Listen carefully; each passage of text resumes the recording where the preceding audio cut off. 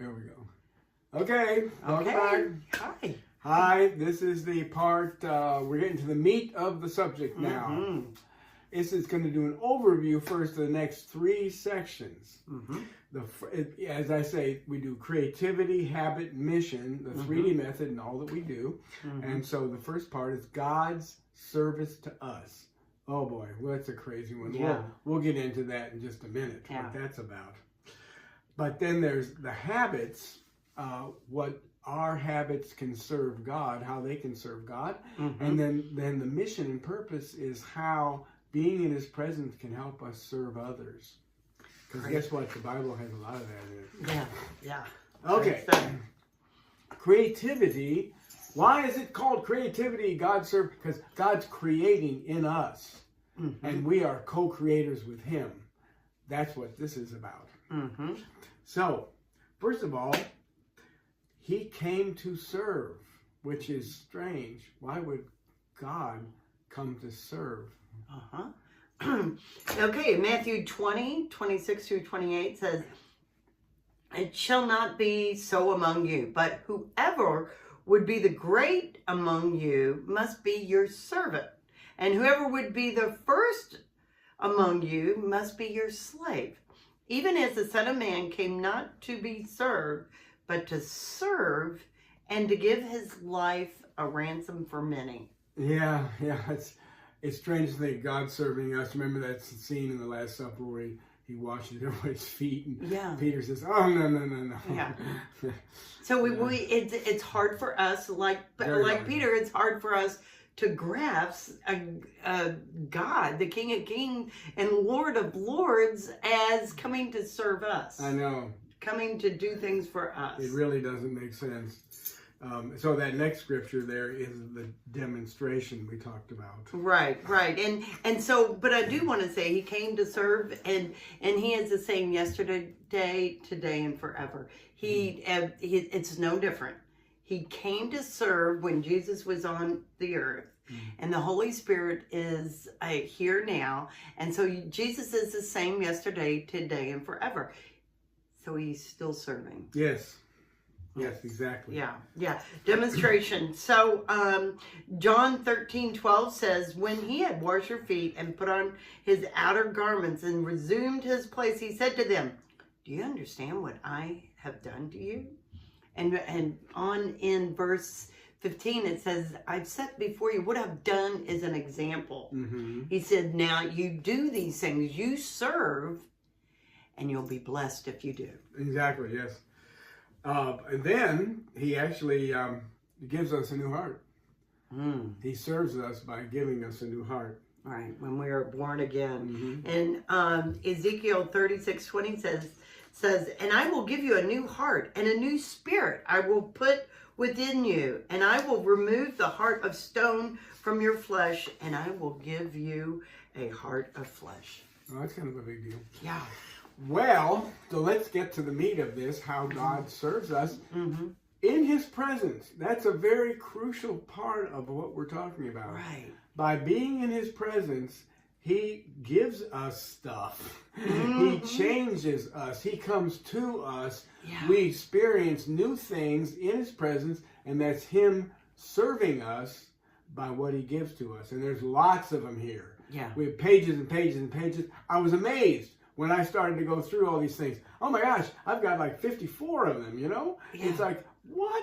But it's really true that all these things that He gives to us, that is ours in His presence. Right. And then, He's such a creative God. He created the universe. And like we've said in other workbooks, we think of Him as creating the earth, creating the universe, and then He quits. But He's still a creative God who is still creating new things within us, still serving us, which is a big deal. Thought. Yeah. So we're going to go through them. The first one is abiding. I love this. "Abide in me and I in you, as a branch cannot bear fruit by itself unless it abides in the vine. Neither can you unless you abide in me." And so all of what we have here are various things that we get from God. But the very best part of all of it is just His presence. Right. That is the best thing of all of it. Right. And just this morning in my devotional, Watchman Nee was talking about this verse, and he said it's a command with a promise. He says it's you abide in me, you do the effort, you abide in me, you co-create, and I will co-create myself in you. It's a command with a promise. You do this, and hey, I'm going to be there. Yeah. Another interesting thing is what I call access to God. In whom we have boldness and access with confidence through our faith in him. Yeah, we think, well, that's so what? Well, back in the ancient days of the Old Testament, there's only one person who had access to God, unless he came and laid it on somebody. But normally the Hebrew people only could have access through the high priest, who would go into the Holy of Holies. That was it. And then when Jesus was crucified, the veil of the temple, that gigantic heavy curtain, was torn in half, symbolic of the fact that his presence is now available to all of us. And he welcomes. He welcomes us to come in. Yeah. Another thing that he gives us, which is amazing, is the sense of awe. Psalm 33:8 says, "Let all the earth fear the Lord. Let all the inhabitants of the world stand in awe of him." Now, has anybody ever confused God with Santa Claus? Probably. Yeah. And so, but the real God, if he ever comes down your chimney, it's going to be a different deal. It's going to go, like Isaiah seeing high lifted up and going, whoa, whoa, whoa. Yeah. A sense of awe. A sense of awe and wonder.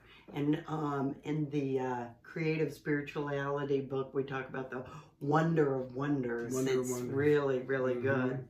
And then we have boldness. Hebrews 4:16 says, "Let us approach God's throne of grace with confidence and boldness, so that we may receive mercy and find grace to help us in our time of need." Yeah, because Jesus is our high priest. He is the high priest now. Yeah. Yeah. And the boldness is nice. We can just come. Yeah, he welcomes. He wants us to. So we have a clean heart. Psalm 51:10 says, "Create in me a clean heart, O God, and renew a right spirit within me." Yeah, this is interesting. What's a right spirit? A spirit that's correct? No. And the alternate translation is a steadfast or established heart. In other words, he makes you solid. It's a byproduct of being in his presence. You're like solid. David said, "I always keep the Lord at my right hand, so I will not be shaken." He had a lot of reason to be shaken, getting shot at. Right. Yeah. And so comfort. 2 Corinthians 1:3-4. I love this. "Blessed be the God and Father of our Lord Jesus Christ, the Father of mercies and the God of all, not some, God of all comfort, who comforts us in all our affliction, so that we may be able to comfort those who are in any affliction with the comfort that we ourselves are comforted by God." In lots of war movies, you hear the wounded soldiers out, in the trenches saying, "Medic!" and that's what we call for him, medic, come give us comfort. And then, but the purpose here, he says that so that he comforts us, so that we don't have to be stressed out about what's going on with us, or discomforted or discouraged. He does that so that we can do it for others. Yeah, that's part 3. Yeah. No, I love that though. Okay. Compassion. Psalm 103:13 says that our Father shows compassion to his children, so the Lord shows compassion to those who fear him. Yeah, there's lots of discussion in society about compassion. And the Hebrew of this is rakam. It's a deep, gutsy compassion, a gutsy feeling for people. Yeah, because he knows everything about us. Yeah. Effectiveness. Psalm 18:34 says, He trains my hands for war so that my arms can bend a bow of bronze. Yeah, this is strength. He gives you strength, which we'll get to later too. But this is training. He gives you training to be able to be effective. Now that's not something we normally think about God. Yeah. You know, I don't think I've heard very much at all about God's making us effective in what we do. Yeah. But David's talking about, he didn't say, so I can bend a bow of wood. He bent a bow of bronze. That's metal. Yeah. That's a big, heavy dude. And he could bend it. Yeah. And it's heavy, I would imagine, too. It probably weighs about 100 pounds. He was very strong. Wow. Yeah. Wow. Encouragement. Romans 15:5. May the God of endurance and encouragement, may the God of encouragement grant you to live in such harmony with one another in accord with Jesus Christ. Yeah, encouragement is sort of like a coach saying, okay, I've put you in the game now, go out there and give it all you got. Yeah. That's encouragement. That's encouragement. Fullness. Ephesians 3:19 says, and to know the love of God that surpasses knowledge, that you may be filled with all the fullness of God. That's amazing. Yeah. Yeah. Yeah. We can fill up our spiritual tanks with a full tank of gas. Yeah. Guidance. Psalm 119:105. Your word is a lamp to my feet and a light to my path.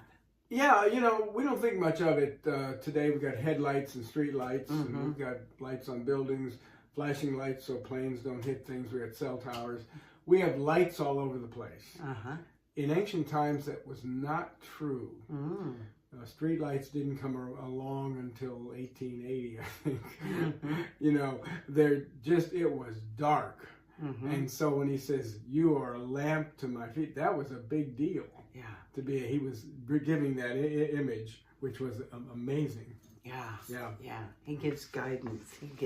He's giving that to us. And yeah, that's an amazing thing, that guidance. I mean, he can actually guide you in things. Now, we balance guidance in the Spirit with good counsel and conformance to the scriptures and just plain common sense.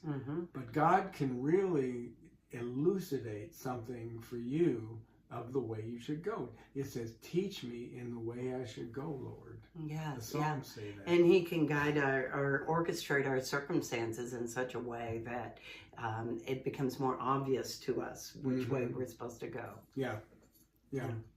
Humility. Isaiah 6:5. And I said, woe unto me, for I am lost. For I am a man of unclean lips, and I dwell in the midst of people of unclean lips. For my eyes have seen the King, the Lord of hosts. This is a big deal. I mean, you think, okay, yeah, he was humble because he, encountered God.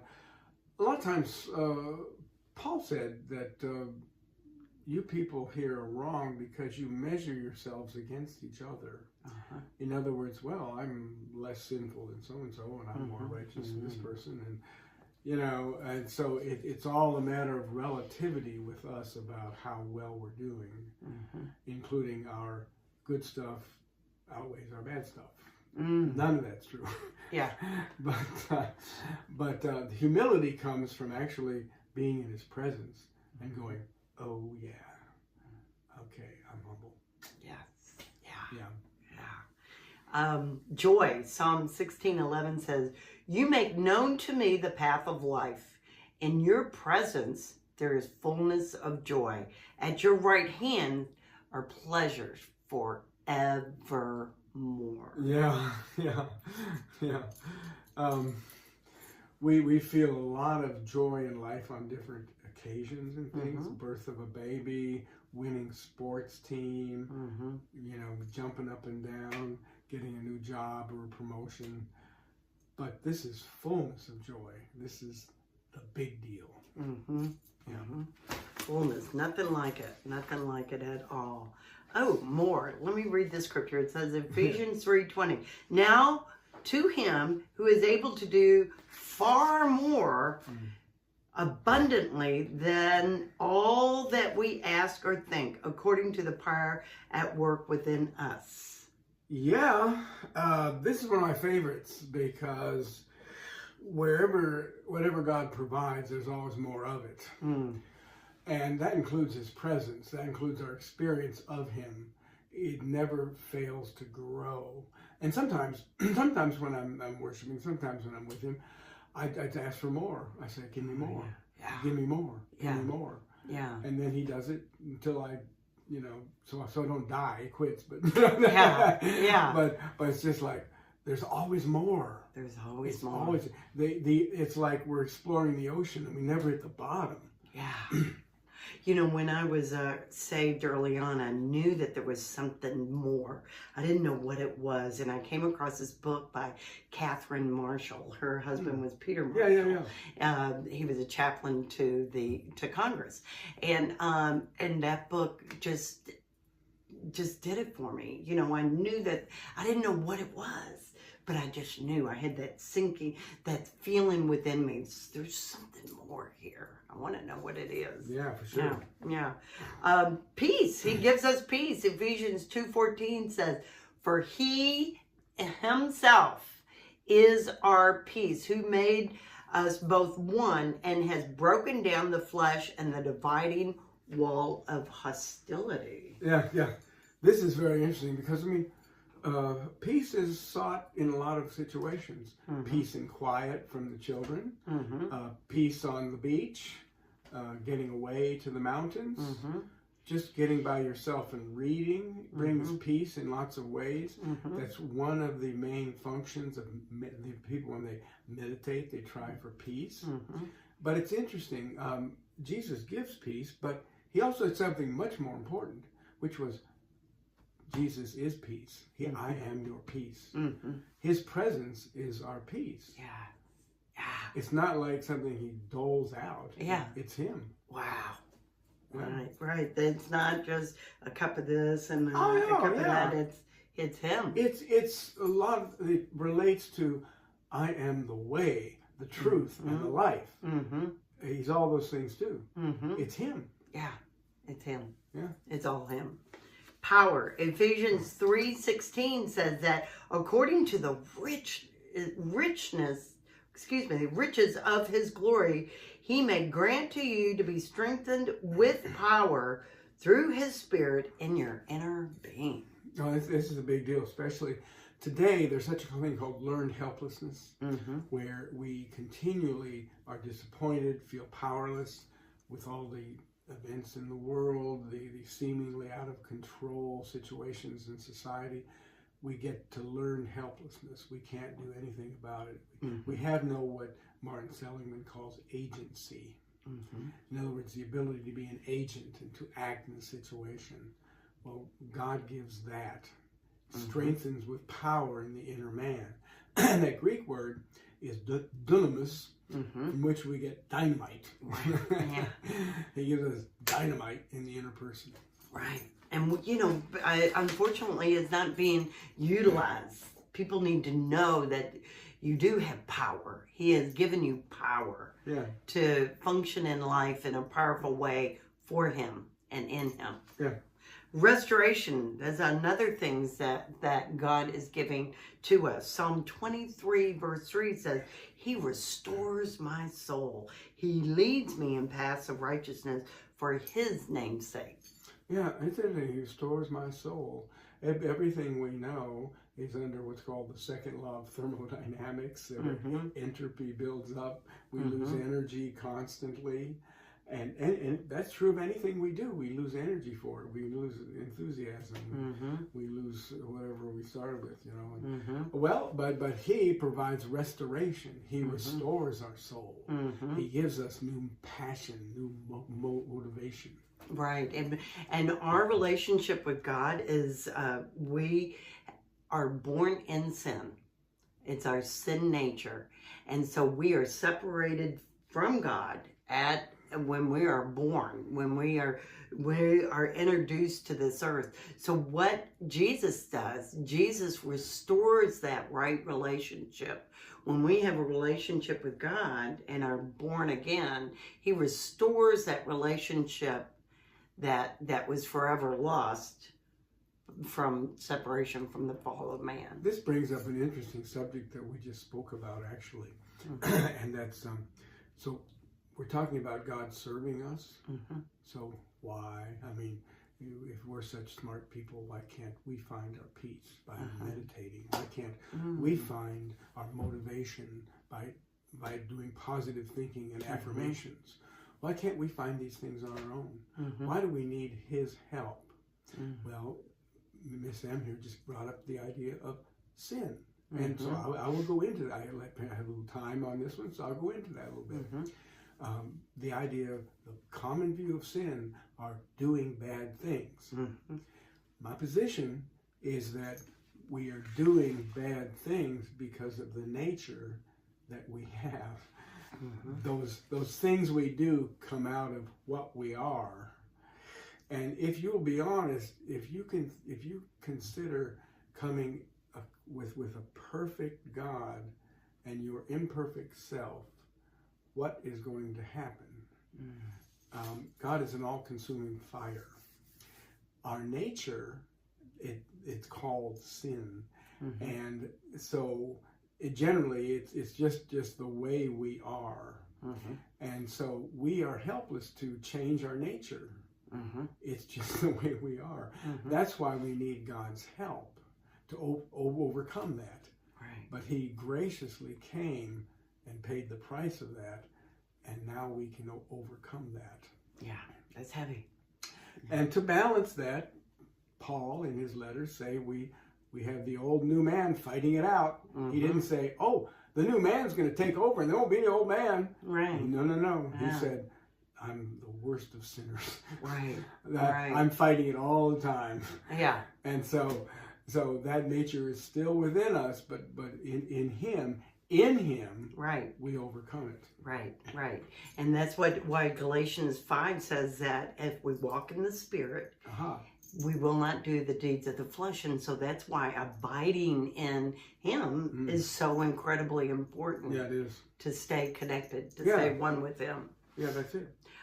Sleep. Oh, yeah. This is something Ed does so well. Psalm 127:2. It is in vain that you rise up early and go late to rest, eating the bread of anxious toil, for he gives to his beloved sleep. Yeah, when she said this is what Ed does real well, she didn't mean sleep. Yeah. And if there's one thing in my health, and probably it's only one, is sleep. I just am the worst sleeper in the world. I don't want to sleep. It's a waste of time. It's I want to go do stuff, and don't want to sleep. And so I force myself to go to bed, and I just don't want to sleep. So I have found that if I seek the Lord, ask him, he said, that verse says, give me sleep. And I ask him, ask for his presence, I sleep. It's as simple as that. Yeah. And you really do practice that. I have to. You do. Yes. You do. He gives us strength. Psalm 73:26 says, my flesh and my heart may fail, but God is the strength of my heart and my portion. Interesting strength of my heart concept there. There used to be, but when people still talked about character in society, it's now become self-esteem and victimhood and all kinds of things. But they used to talk about character up until about the middle of last century, that you had to build your character. Well, strength of character was a phrase that people used. And being in his presence builds that strength of character. It allows you to overcome the reactions. Somebody cuts you off in traffic, but you can actually overcome that motivation to pay him back. Yeah. In his presence. Yeah, because you have strength of character. He can give you strength of character. Yeah, that's good. And also he's our sustenance. John 6:35 said, Jesus said to them, I am the bread of life. Whoever comes to me shall not hunger, and whoever believes in me shall never thirst. Yeah, this is like communion. It's an amazing thing. His body is bread and his blood is wine. Mm-hmm. That's why we take communion, and that's a picture of us taking him in. We talked about the senses earlier in this. It's a sense kind of discussion about how we take him in, and it's food for us. Jesus, when his disciples said, Master, eat something, he said, no, I have food which you don't know about. And they said, what? I was at his Father, the Spirit he was in, gave him sustenance. Yeah. Okay. And this is a workbook. So now it's time to do some work. Mm-hmm. And this work is about God's service to us. Very simple, no Rubik's Cube stuff. Just for the next 7 days, pick one of these, what we call benefits of being in his presence. Mm-hmm. Choose it and practice it in your relationship with him in his presence. And that can be in your solitude, it can be in your routines, it can be in a stressful situation. Mm-hmm. But practice and then record for your benefit what actually occurred. What was your impression? Okay. Very good. So we'll be back for the next one.